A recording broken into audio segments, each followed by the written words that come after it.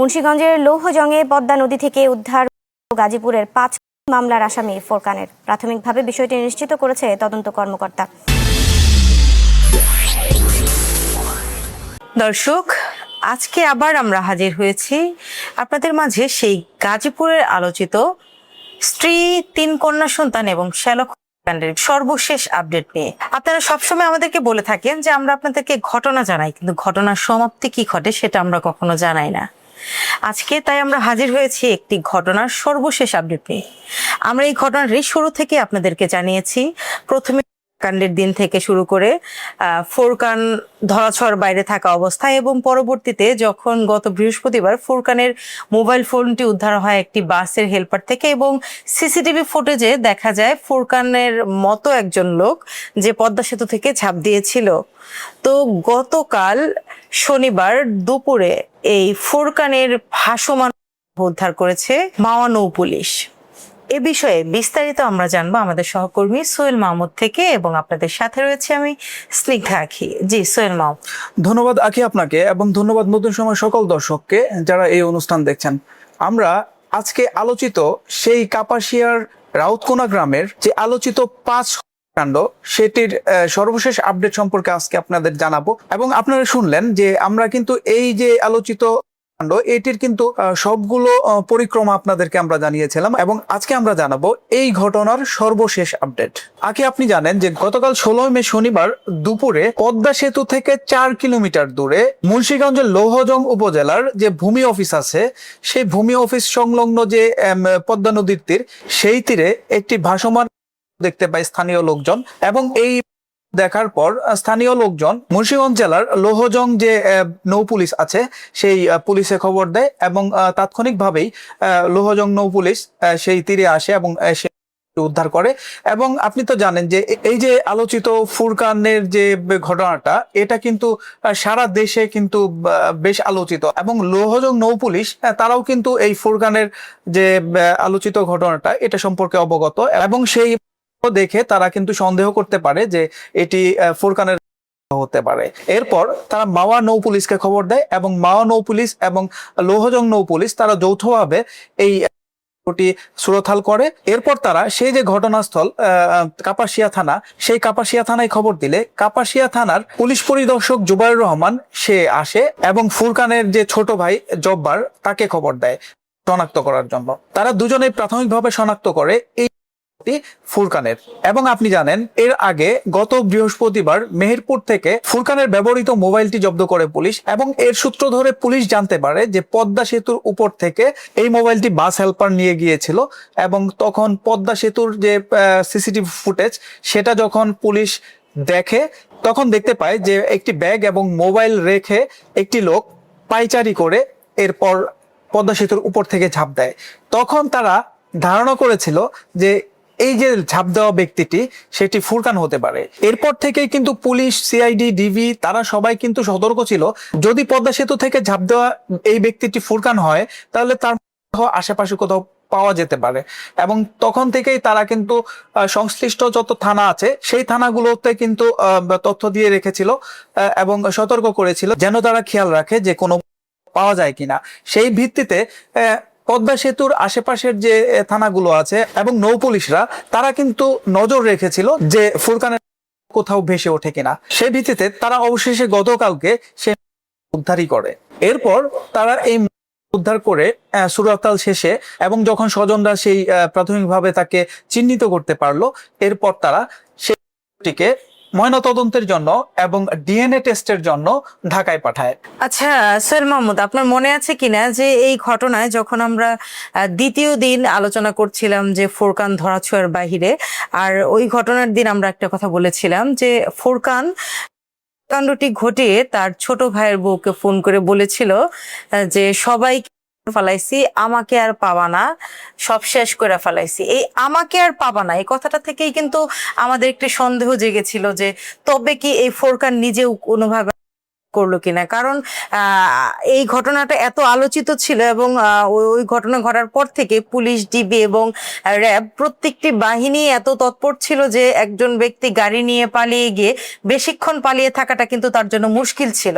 আর এই যে ঘটনায় আমরা যে সিসিটিভি ফুটেজটি সম্পর্কে জানতে পেরেছি, সেটিও কিন্তু ওই দিন সকাল 6:45, মানে এটা কিন্তু ওই রাতের ঘটনার পরে ওই ঘটনা ঘটিয়েই কিন্তু সেই ভোরেই কিন্তু এই পথটি বেছে নেয়।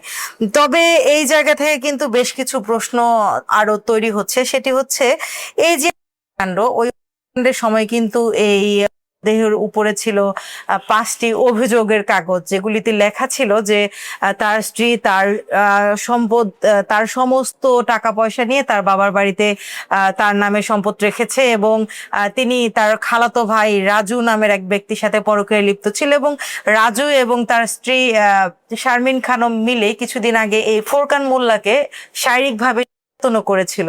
তবে কি এই ঘটনা সত্যি ছিল?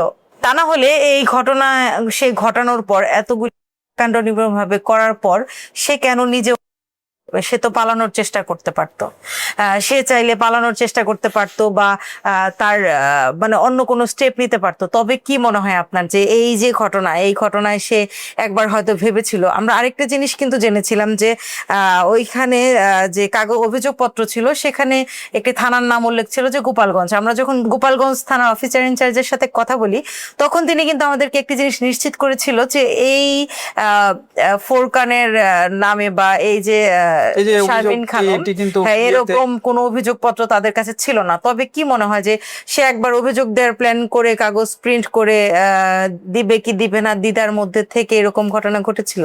হ্যাঁ, এমনটা ঘটতেই পারে। আর আপনি যেটি বললেন সেটি হলো যে এই যে তার কথাতেই, তার যে শেষ কথাতেই কিন্তু একটা মেসেজ ছিল, ক্লু রেখে গিয়েছিল, যেটার ভিত্তিতে আমরা ধারণা করেছিলাম, আমরা অফ স্ক্রিনে যে আলোচনা করেছিলাম যে এই যে কথা বলার যে উদ্দেশ্য, সেই উদ্দেশ্য কি হতে পারে, এই উদ্দেশ্যটা যে সে নিজেকেই শেষ করে দিতে পারে, এরকম কিন্তু একটা আলোচনা আমরা করেছিলাম এবং শেষ পর্যন্ত কিন্তু সেটাই ঘটলো।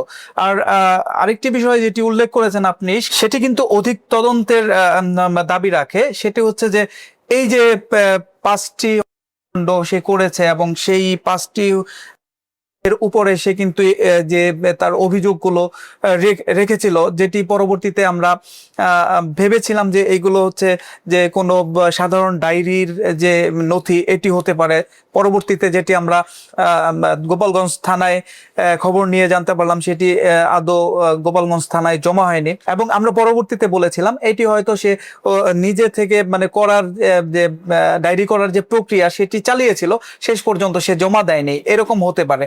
এবং আরেকটি বিষয় সে উল্লেখ করেছিল, সেটি হচ্ছে যে সে কিন্তু তার অভিযোগে লিখেছিল যে তার থেকে 10 লাখ টাকা যে তার স্ত্রী শারমিন সে নিয়ে তার বাবার বাড়িতে সম্পত্তি কিনেছে এবং এই যে হিংস্র যে সে ঘটালো এবং নিজেকেও শেষ করে দিল, এটির অর্থ তো এটি হতে পারে তার স্ত্রীর কিন্তু একটা পরকীয়া ছিল এবং সে যেটা সন্দেহ করছিল যে তার যে হয়তো এই ঘটনার কিছু সত্যতা ছিল। তা না হলে আসলে একজন ব্যক্তি সে তার নিজের 3জন সন্তান, তার নিজের স্ত্রী যাকে সে মানে ভালোবাসা না থাকলে তো আর এত বছর তারা একসাথে থাকতে পারেনি। তো হয়তো সে শেষ পর্যায়ে গিয়ে এটা সহ্য করতে না পেরে সে সবাইকে শেষ করে নিজেও শেষ হয়ে গেল। কারণ আমরা খুব সহজেই একজন মানুষ কে সহজেই খুব দোষী মেনে নিতে পারি, কারণ হচ্ছে আমরা ভেবে নেই যে এই লোক মানে একঘেয়েমি অনেকটা, যেমন আমরা বেশিরভাগ সময় যেটা হয়ে থাকে যে